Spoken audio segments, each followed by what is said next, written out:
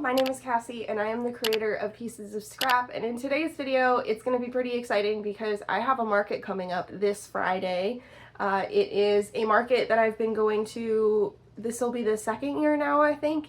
It's Freedom Over Crockett in Crockett, Texas, and it's a Independence Day celebration, and this year looks a little bit different from last year at least, because I believe the vendors last year got to set up around 3-4 o'clock and were open until right before the fireworks show started. But this year we are going to be set up starting at 5 o'clock is our open time, and I think all of the vendors stay open until the fireworks show is basically over. So we'll be there until 9 p.m. So 5 p.m. to 9 p.m., which is a lot different from last year.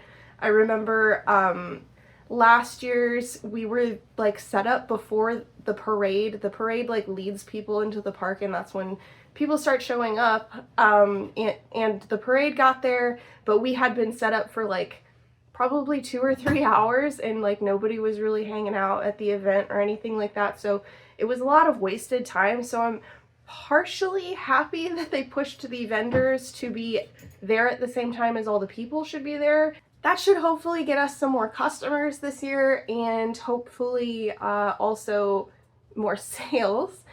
So anyway, I have a few things that I want to do in today's video. As you can probably see behind me, I've been market prepping quite a bit. I'm almost completely out of Mabel chickens.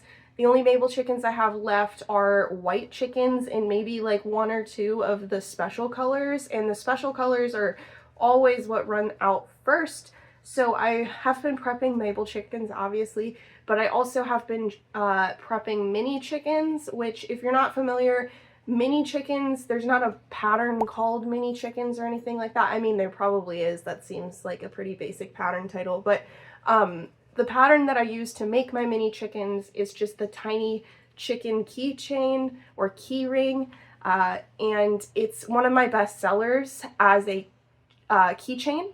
But I also make them using Bernat sized yarn and a 6mm crochet hook to create my mini chicken size, which comes out to about this size, and I sell them for about $8, I think $8 or $10. And they sell really well as well, and it's nice to see people coming to my booth with getting a chicken in mind and being able to offer so many different sizes. So I'm almost completely out of these. I sold 4 of them in a recent big commission to an in-person store in my town recently, so I think I have like 2 left total, so that's why I've been prepping lots of these, and it's a good way to get rid of scrap yarn as well, so that's really awesome. But anyway, I want to get some other things prepped in this video as well, and then after I get those things prepped, we always have to go ahead and tag all of the items that we've created since my last market, and I think there's quite a few of them. I have like pajama pouch kitties that I can tag. I have quite a few other things as well. Like we had my whole maybe 2 FPR videos since my last market, so we will have quite a bit of things to tag, but not nearly as many things to tag as last time. And then a bonus thing that I would like to do potentially is get some of my crochet kits ready. I have all of my Broccoli Boy crochet kits ready, and they have been ready for probably over a year now, but I haven't been able to get around to refilming my tutorial video for those crochet kits because my file got corrupted and I wasn't able to ever edit that video and finish editing it. So maybe if I have time before Friday, I will try to record that tutorial video and get those crochet kits ready to be sold in this in-person market. So anyway, let's go ahead and get into today's video.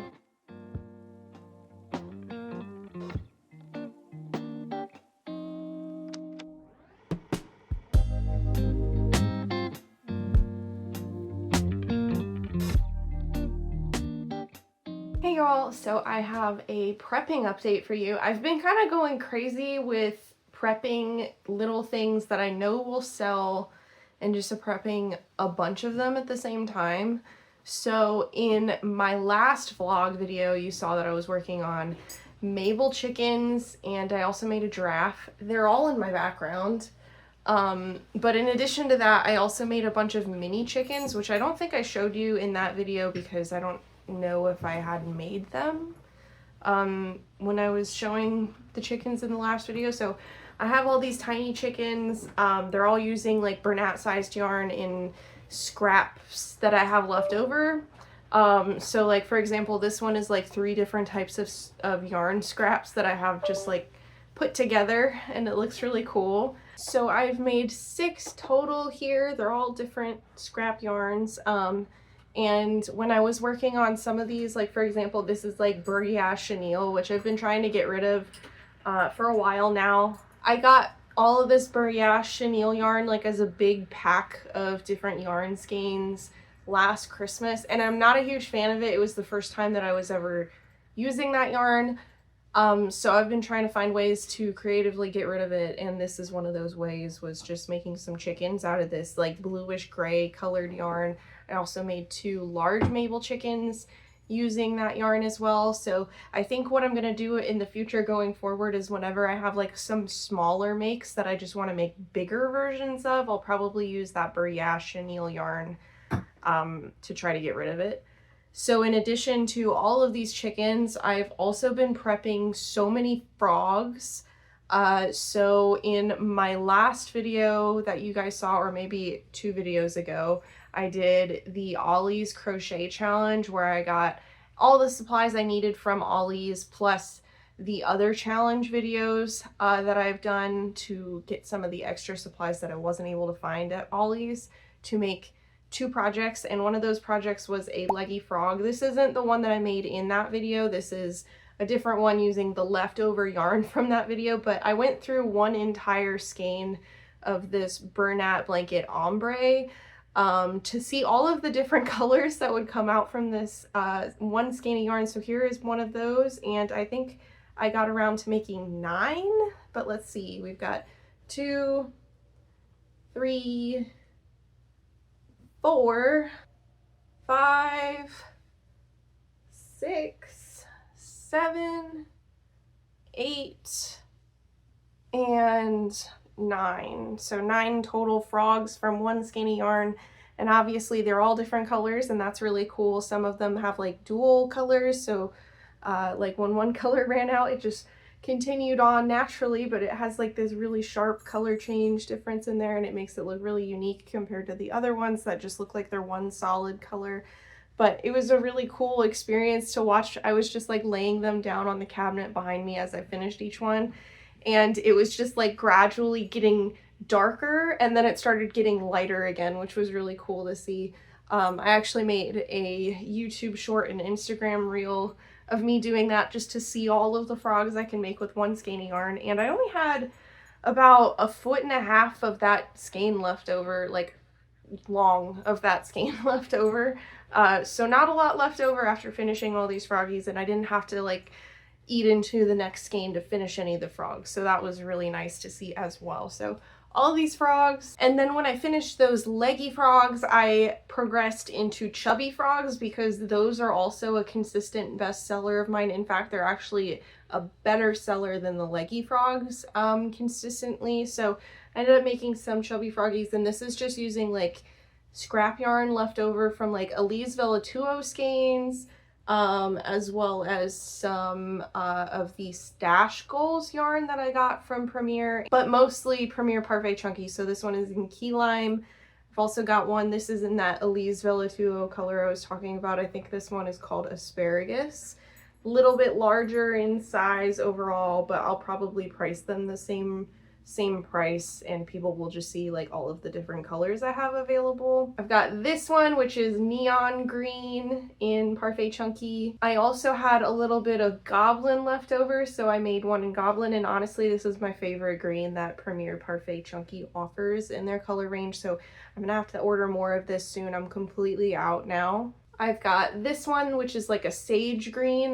This is from that Stash Goals yarn that I got in the past, where it's like there's no label on it, so I don't know if it's actually Premier Parfait Chunky, or some people were suggesting that it might be Home Chenille Slim from Michaels.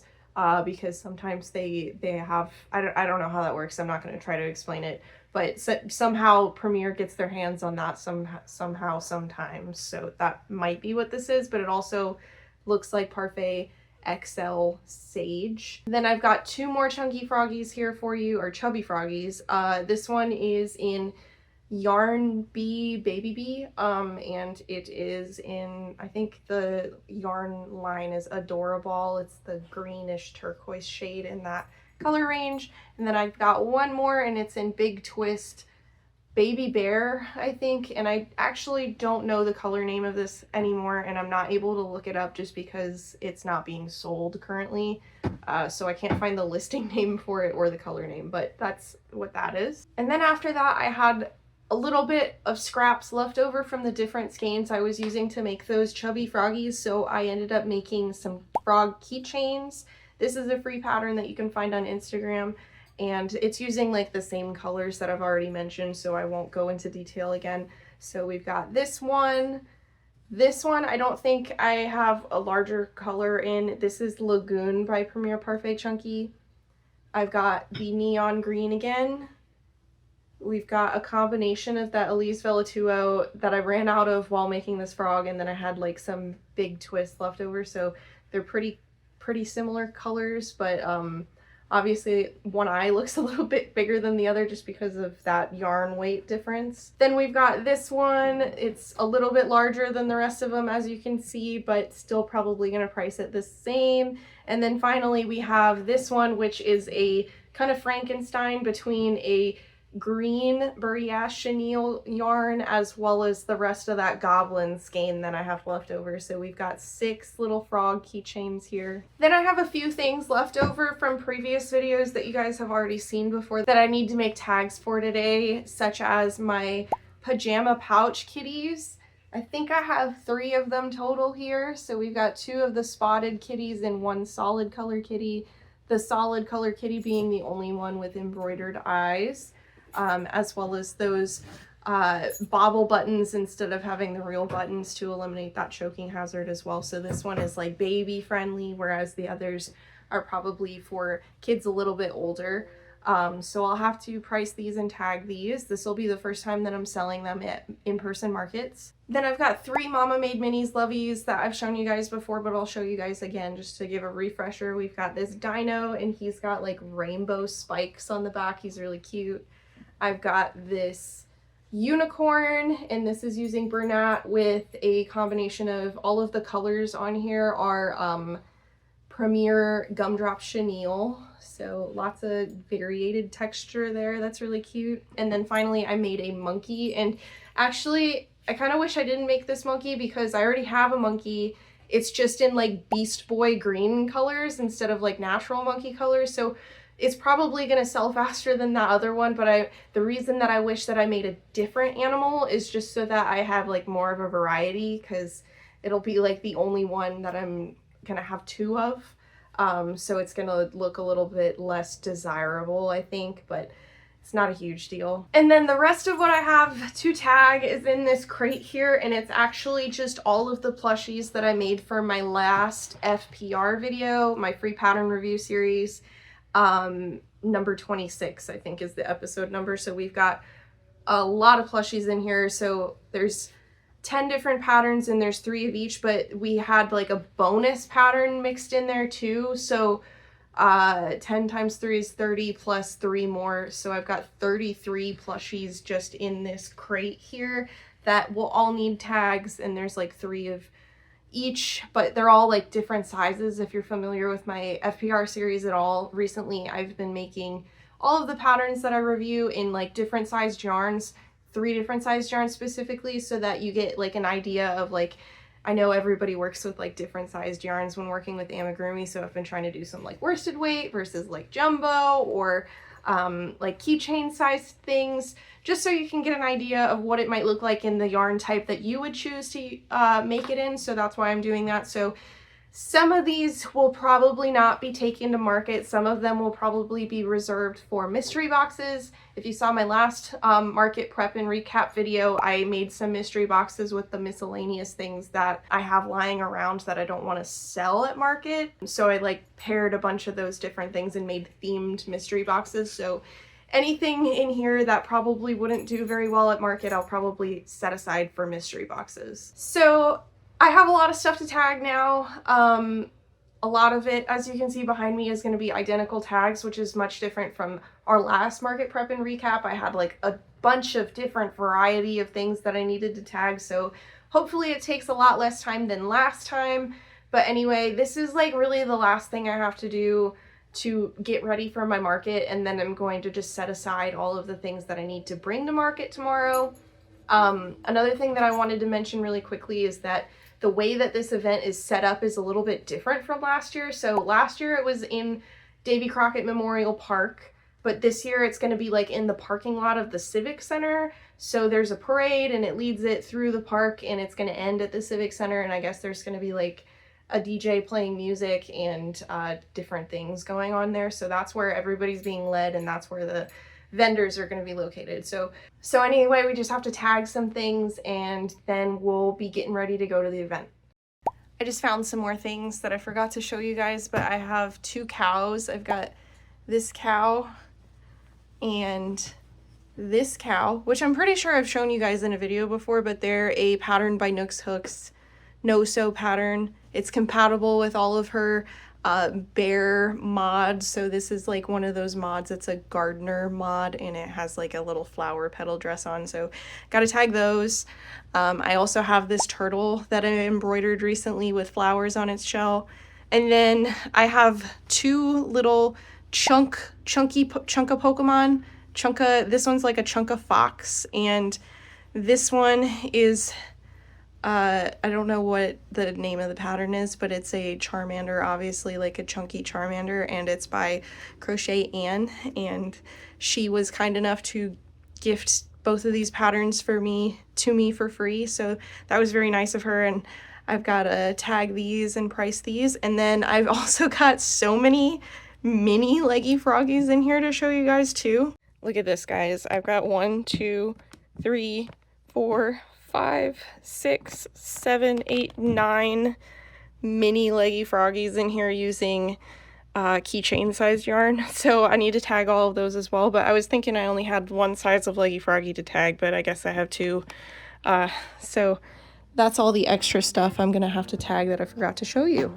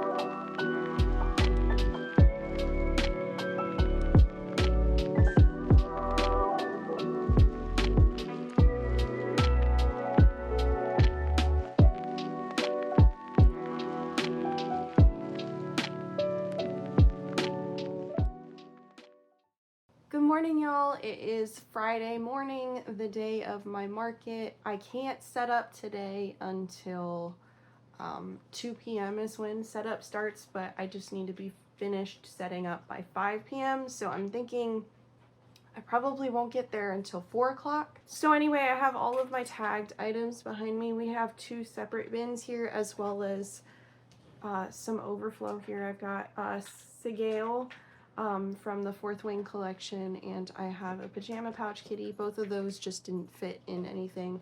But today I need to sort them into my inventory boxes. I also need to get them added to Square. This is all the inventory I added yesterday. Tagging.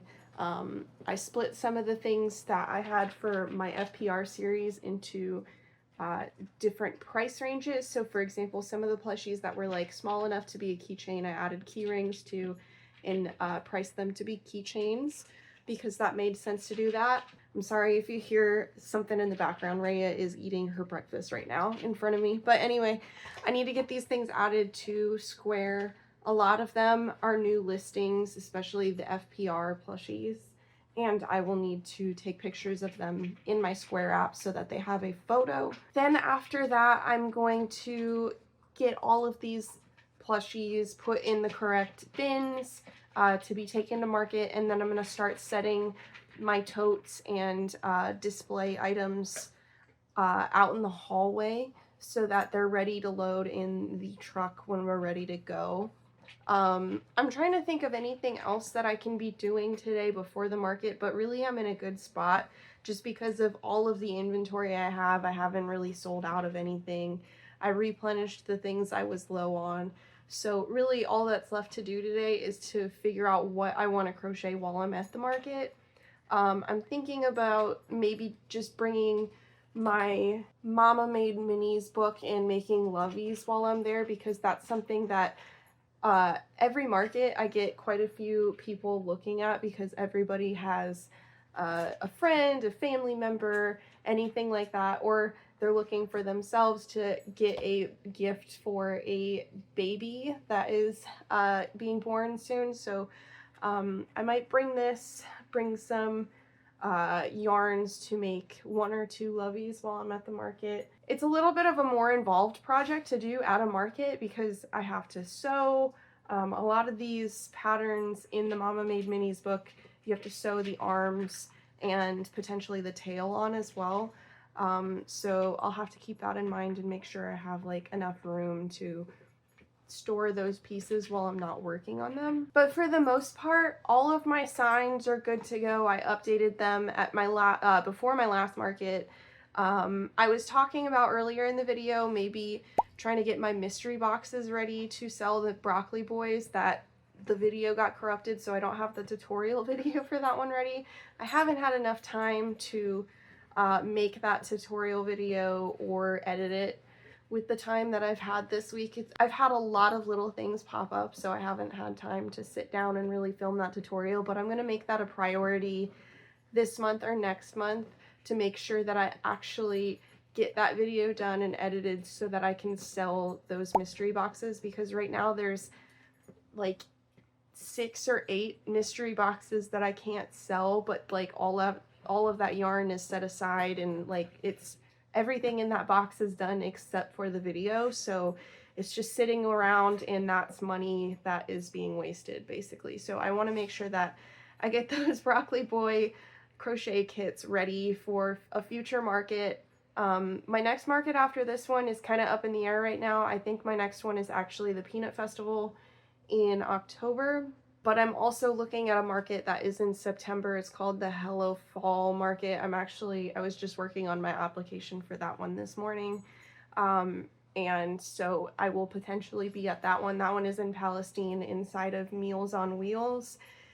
And it's an indoor market, and I haven't been to it before. I was looking at it last year. Last year was the first year that they did it. But because it was the first year, I was a little bit skeptical about going to it, but apparently they had a really good turnout, so I'm gonna go ahead and book that market.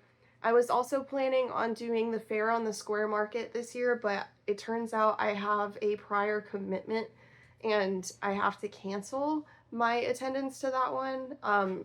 The commitment that I have is pretty important and I can't miss it. So I was really sad, and actually it was like kind of like a day ruiner yesterday when I realized, oh, I kind of double booked myself and I can't go to that market because it was my biggest market last year. I made, I think, like $3,000 at that market last year, which was the highest grossing amount of money that I've ever made at a market before. So I'm going to be looking at different markets in the future, probably Houston area, Conroe area, maybe, and maybe looking at some places like maybe Tyler in the future as well. But this year has been a weird one because we've just been kind of up in the air with our plans and really tentative about booking markets because of things that are going on in our lives. So that's why I just don't really have as many markets planned as I normally do. But I do have another one that I'm planning to go to in December. It is a Christmas market in Grapeland. It's another indoor market, and it's on December 13th. So I have a handful of markets lined up. I was looking at another market to potentially go to in October instead of the Hot Pepper Festival. I did not enjoy going to the Hot Pepper Festival last year. Even though I did make a profit on it, it just was not an enjoyable setup experience. It was really stressful. The organizers of that event, I don't think they thought everything through and were thinking about the vendor experience when setting up the event. So that's why I'm probably not going to do that event again in the future. Maybe way down the line if different people are in charge of coordinating that event, but probably not anytime in the future. But instead of that event, I was potentially looking at doing the Mushroom Festival in Madisonville, Texas, but it turns out that's on the same day as the Peanut Festival. There's also the Rose Festival in Tyler, Texas, which is a big multi-day festival, but that is also on the same day as the Peanut Festival, so I'm probably not going to be able to make that work this year at least. But anyway, I have a lot of adding to inventory to do, and then after that I just kind of get to chill out and take a break before the market this evening. So I will check back in with you guys probably when I'm loading the car.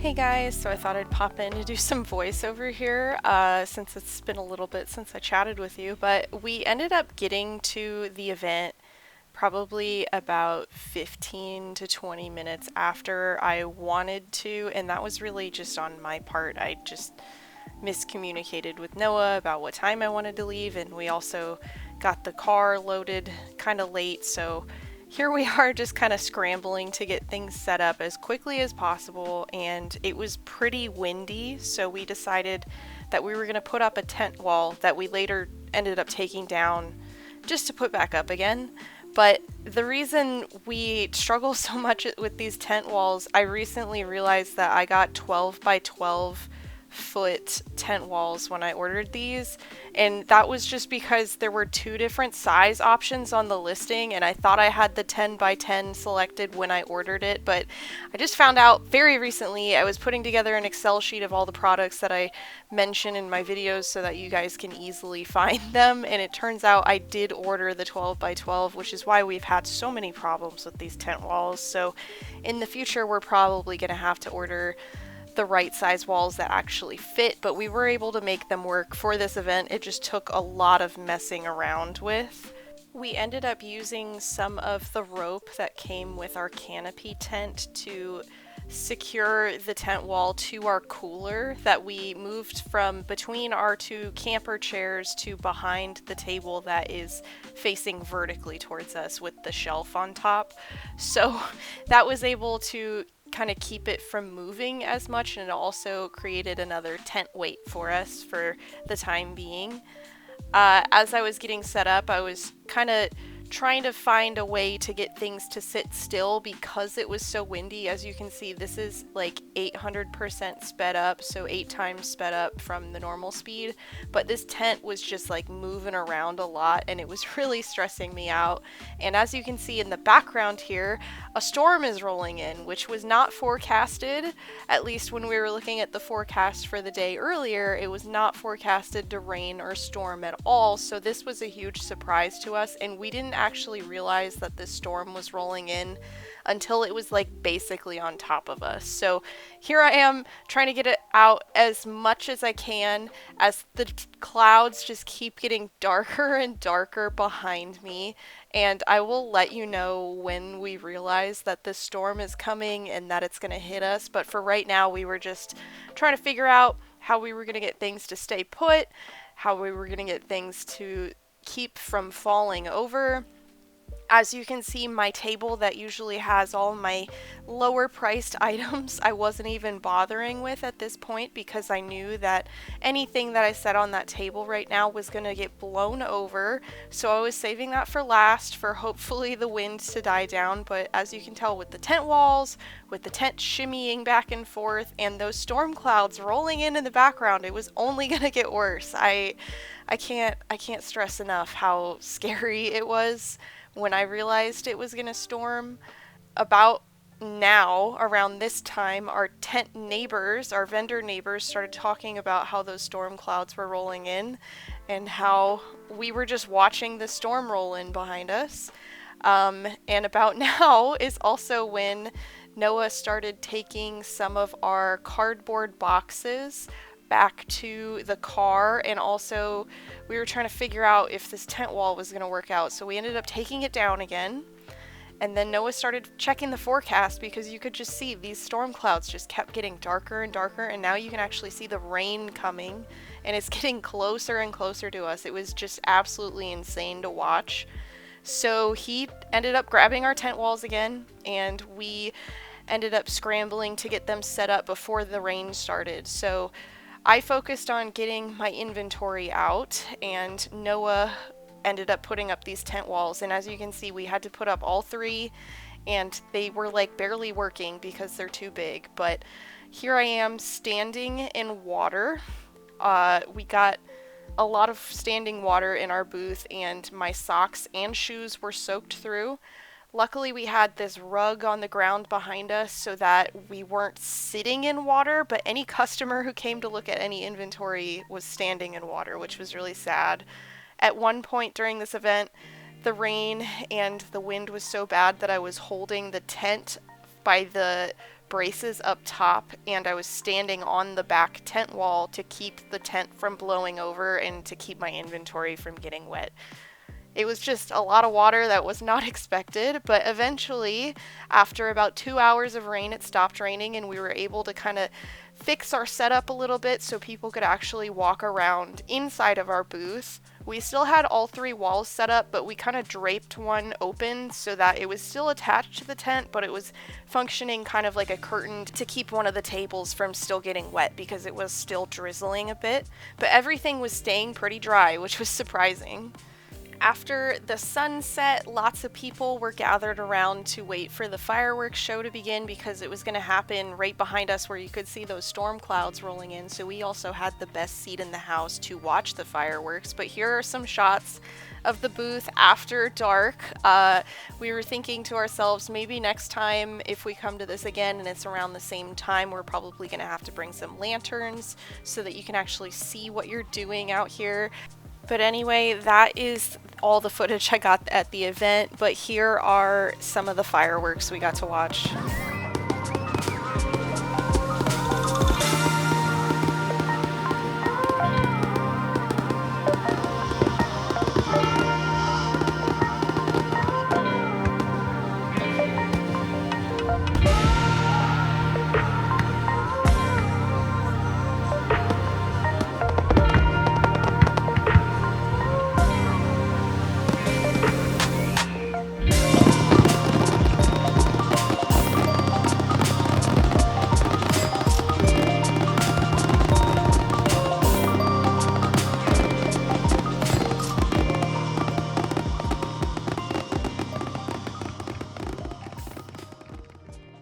Hey y'all, we are back from the event. It's the next day.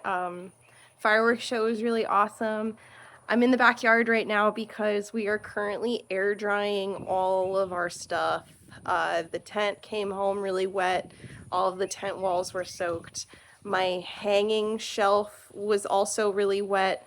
The rug was soaked through almost the whole thing, and then that purple bag behind me is the one that was holding all the tent walls after we folded them up to take them home.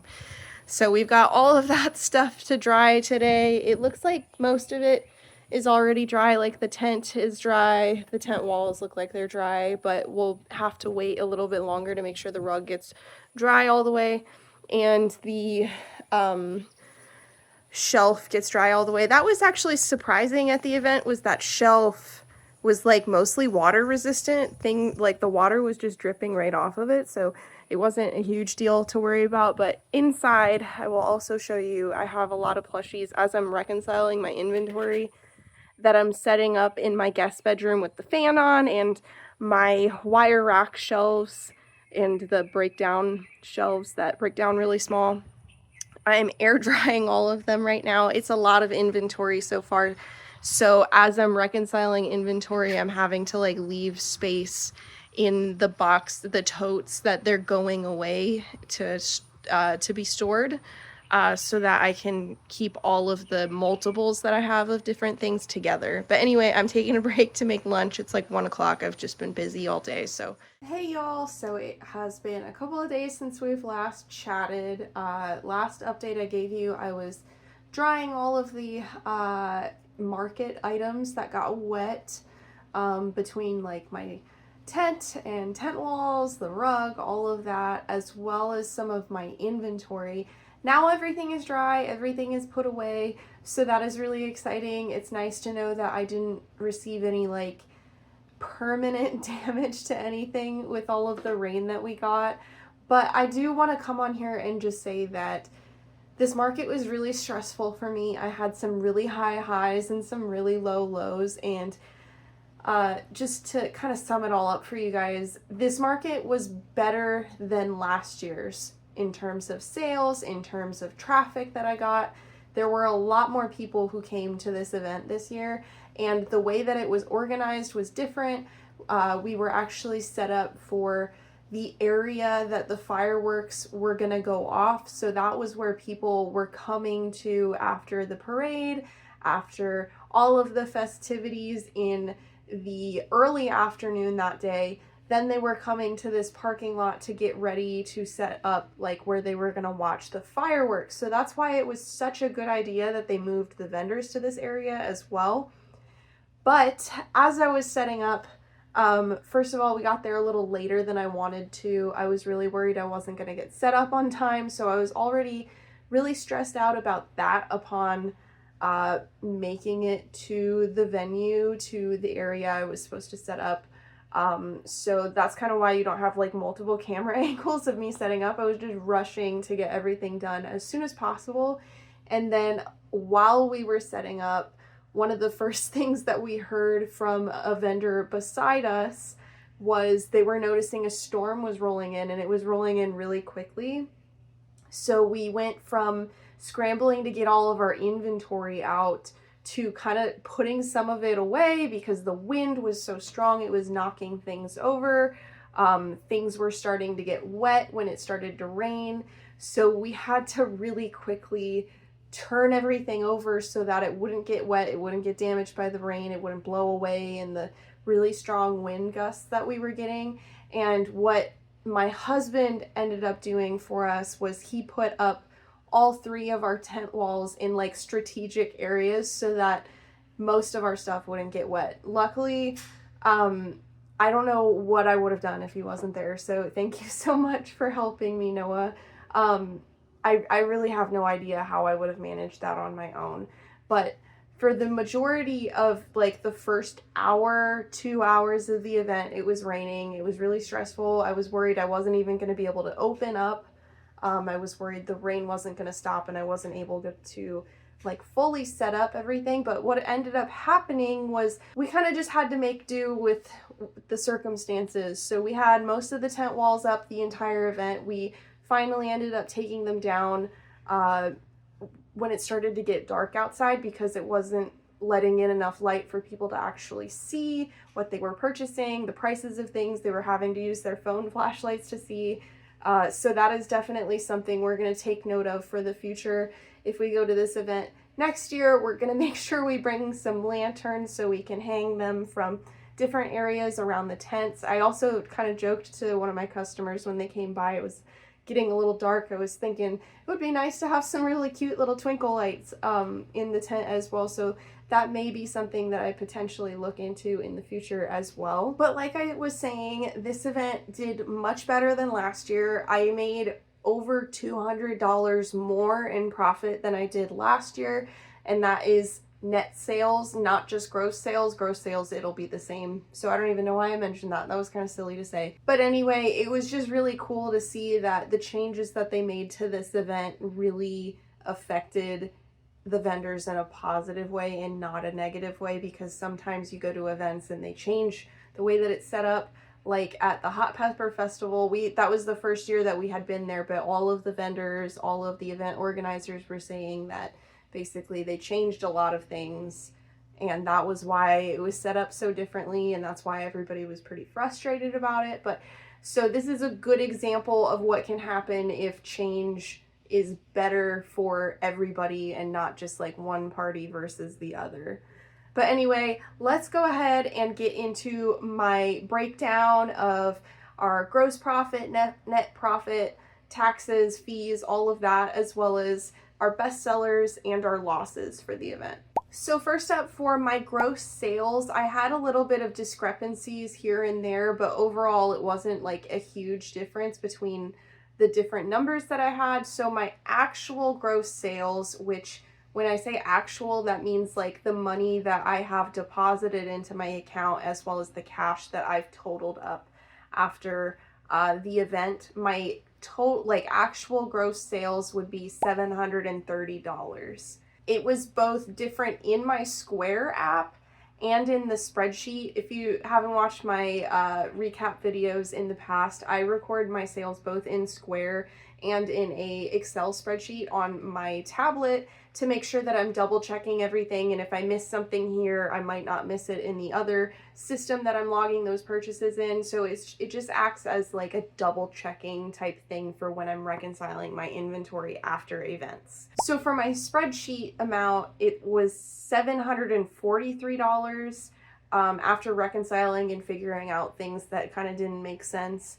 So that is off by $13 compared to my actual sales. And then in Square, I had $737 in sales. So that was $7 off from the actual amount that I received in payments as well as cash sales. So seeing those different transactions come through to my bank account, as well as just like counting my cash after the event, that is how I determined what my actual sales were versus my recorded sales in gross profits. So then for things I had to pay to be at this event, I had to pay taxes on all of the sales that I made, which would be $61.78. I had to pay card fees for my Square transactions, and that was $5.08. I had to pay $30 to be there. That was the booth fee, which I want to mention that it was $10 less than last year, which I really appreciated. And then for all of the items and products that I sold, the cost of materials for those things was $115.62. So once we add all of those fees, taxes, cost of materials, booth fee together, that makes $212.48. And when you subtract that from our gross sales, that's how we get our net sales amount. And so our net sales from the actual amount that I took home was $517.52. So overall, a really good event, really great turnout compared to last year's total, where we had a little bit more than $300 in net sales. So overall, much better event than last year, and it's great to see those changes making an impact for the vendor experience as well as the overall enjoyment for people attending the event as well. If we look at the breakdown in which people paid for their transactions, we have cash sales was overall the highest as always. People, whenever they're coming to these vendor events, they don't expect Square or like card transactions to be an option.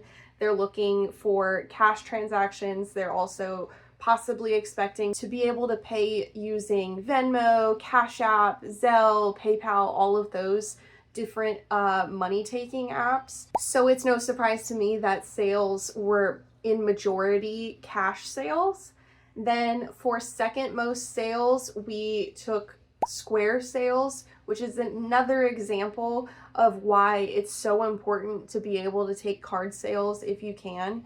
If you're unfamiliar and you're like looking at being a vendor in the future and it will be like your first event and you're not really familiar with how these things go, Square offers to send you like free a little Square card reader, and it's completely free. The only way that you're paying Square as a service is they just take a percentage fee off of each of your purchases, and I think it's like between 2 and 5%. I can't really remember.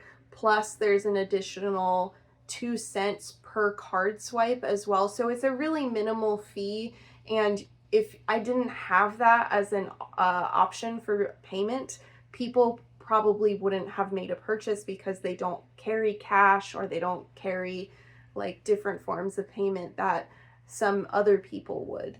Then after Square, we have all of our money apps such as Cash App, Venmo, Zelle. I didn't actually have any Zelle transactions this event. I think Zelle is like one of the least popular money transaction apps just because they're like very closely related to different banking organizations, and some banking organizations don't offer it, whereas like Cash App and Venmo, you don't really need to be like closely affiliated with your bank account to set that up. So Cash App was ranked higher than Venmo this time, and that really just comes down to what people prefer to use or trust more as a service to use. So it's a little bit weird for me to see Cash App ranked higher than Venmo in sales, but that just goes from area to area, what's more popular in that area, in my opinion. So now what I know you guys are always excited to hear about are the best sellers, as well as if there were any losses at this event. So I actually have a funny story. We're going to talk about the losses first. I didn't actually have any losses at this event, which was really lucky, especially with all the gusts of wind, all of the rain, all of that. There was no damage, like permanent damage done to any of my inventory. There was no losses of product being blown away in the wind or anything like that. So that was extremely lucky and a huge blessing to us at this event.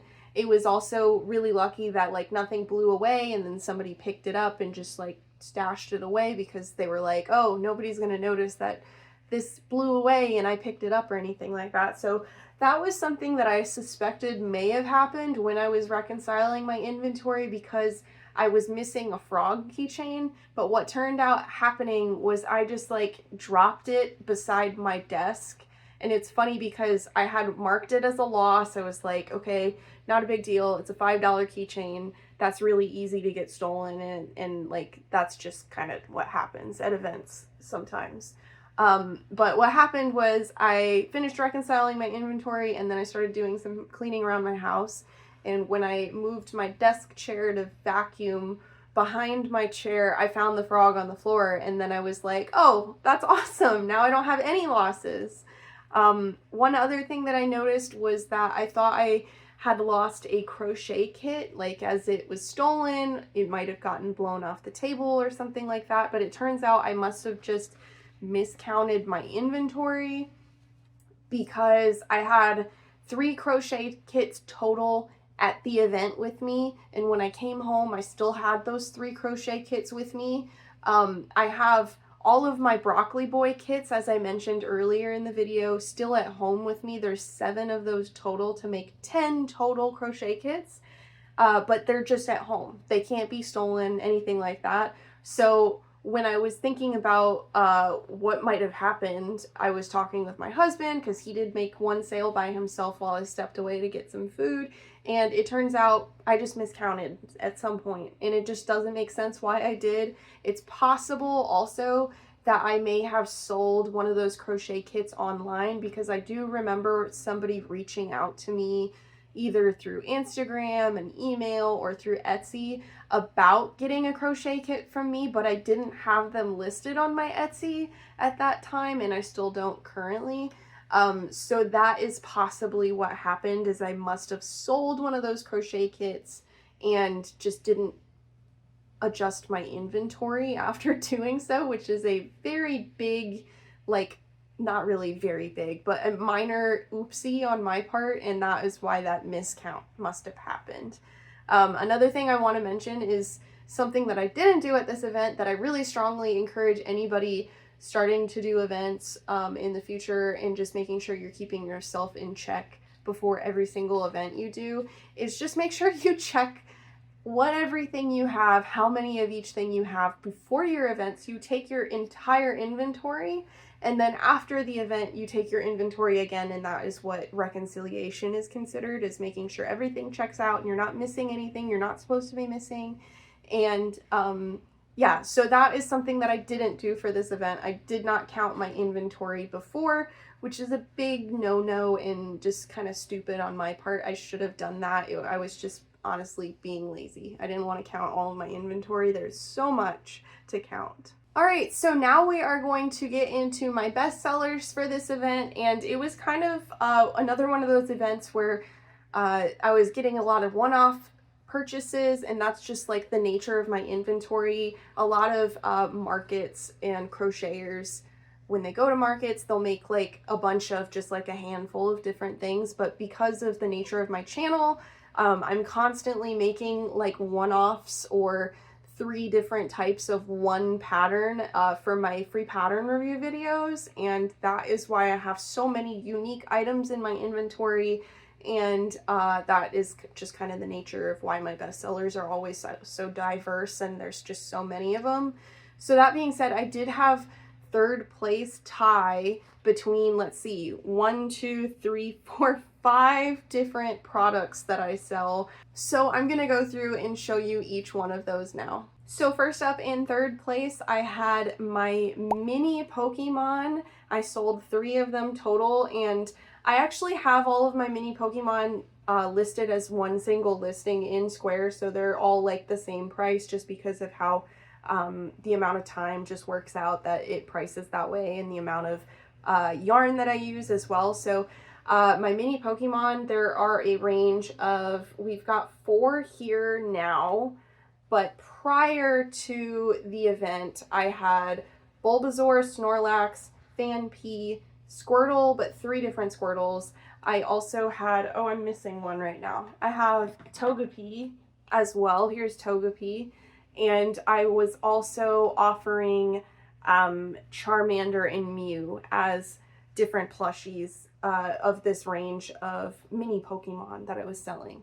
The three that I sold were a Squirtle, a Mew, and a Charmander. So that is really awesome to see because I have only offered these at one other market so far since I've first tried this pattern, and I actually tested this pattern for the creator. It's an amazing pattern, and she's actually coming out with new mini Pokemon all the time, and I can't wait to get more of them because they're really popular at markets, and you can price them pretty low. I priced these at $10 each, and I had, let's see, how many did I have to start? I had 9 Pokemon to start, 3 of which were Squirtle, so I do have a Squirtle left over, but I sold Squirtle, Charmander, and Mew. Obviously I don't have any extras of Mew or Charmander, otherwise I'd show them to you, but I will be making more in the future because everybody gets so excited when they see one of these mini Pokemon and they recognize it from their favorite childhood anime and card game. Another thing that I sold 3 of is something I'm actually completely sold out of, so that is always awesome, but it is my mini jellyfish, and it is a pattern by 1 Cent Crochet.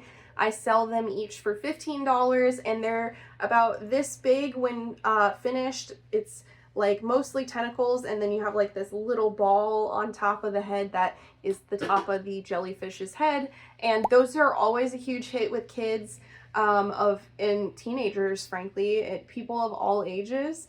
And it's a really great way to get rid of scrap yarn because you can make a bunch of different colored tentacles, and the tentacles don't take much yarn to make either.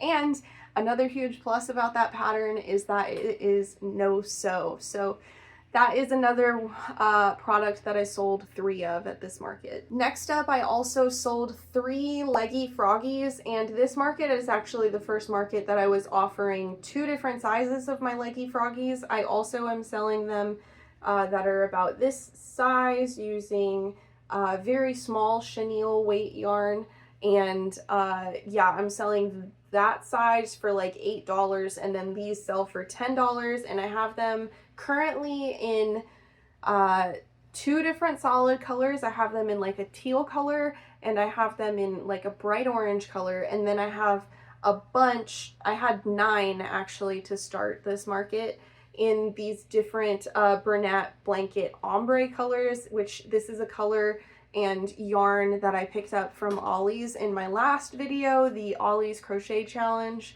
video, and I also made a short recently just trying to make as many froggies as I can using 1 skein of that Bernat blanket ombre yarn. So that is why I had 9 of these, and they're all different shades, different variations, and these were actually a big hit at this market. The only ones that were getting sold were the ombre ones, so that was really cool to see. And like I was saying earlier, these I was selling for $10 each. Alright, I have 2 more products in the 3rd place category tied at 3 items sold at this market, and then I have 2nd place and 1st place. They were individually ranked tiers. And something else I want to mention before I show you the next 2 items tied in 1st place is that the rest of these items that I'm showing you are keychains. So that really goes to show how really important it is to prep keychains because they're super popular, especially there's a trend going around that bag charms are super popular right now. Everybody's looking for different ways to accessorize their accessories. So make sure you're making bag charms, different kinds of keychains, that sort of thing for your markets because they're always a huge hit for me, and they've been a huge hit ever since I started offering a larger variety of them. So this next 3rd place item is my flower keychains. This is a free pattern offered on Instagram by Mom Stitchetti.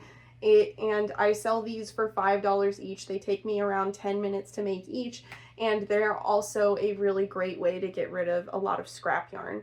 So I'm finally running out of these. I think when I first prepped these, it was beginning of last year, and I made probably around 30 or 40 of them total, and it's dwindling down to a much smaller number now. So it's going to be something that I have to look into making more of in the future, and definitely in a larger variety of colors because some of the colors just don't sell as well as others, and one of the colors that don't sell as well as others are actually just like purples and blues.